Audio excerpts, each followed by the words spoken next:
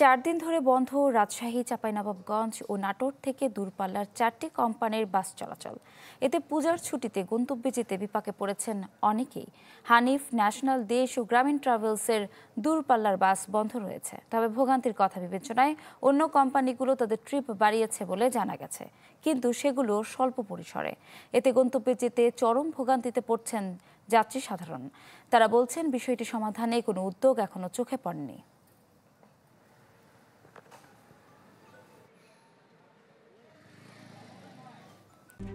RICL TMX, যুগের পর যুগ স্থাপনা থাকে মজবুত।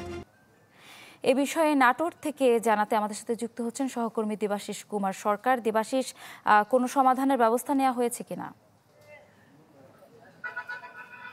ইপসিতা, আমি এখানে এসে যারা শ্রমিক রয়েছেন বা পরিবহন শ্রমিক তাদের সঙ্গে কথা বলার চেষ্টা করেছি। তারা বলছেন যে মালিক পক্ষের এখনো পর্যন্ত কোনো নমনীয় যে ভাব সেটা কিন্তু এখনো তাদের চোখে পড়েনি, এবং তাদের সঙ্গে যে কোনো বৈঠকের যে সিদ্ধান্ত সেটাও এখনো পর্যন্ত হয়নি। তারা বলছেন যে আসলে এই যে দীর্ঘ 4 দিন বন্ধ, এটা কিন্তু ইতিপূর্বে ঘটেনি।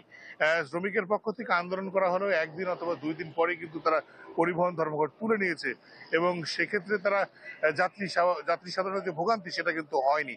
কিন্তু এই যে দীর্ঘ 4 দিন ধরে কাজে যোগ না দেওয়া, মানে মালিকরা বাস না চালানোয় একদিকে যেমন শ্রমিকরাও ভোগান্তিতে পড়েছেন, অপরদিকে তেমনি যাত্রী সাধারণও ভোগান্তি চরমে উঠেছে।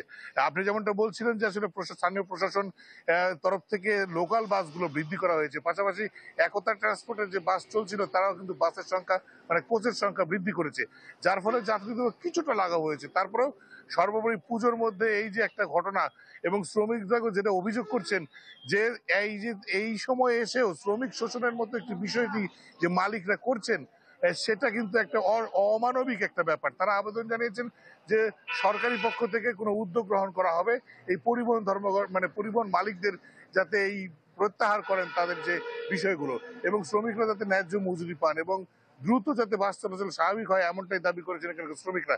আর যাত্রী সাধারণ কিন্তু নাটোর থেকে যে বিকল্প ব্যবস্থা রয়েছে তারা কিন্তু সেই বিকল্প ব্যবস্থা করে যাওয়ার চেষ্টা করছেন। বিশেষ করে লোকাল পরিবহনগুলো এখন যাত্রী সংখ্যা বেশি পাচ্ছে। এই ছিল আসলে সার্বিক পরিস্থিতি। দেবাশিস, ধন্যবাদ আপনাকে। দর্শক, আমরা সরাসরি যুক্ত ছিলাম নাটোর থেকে।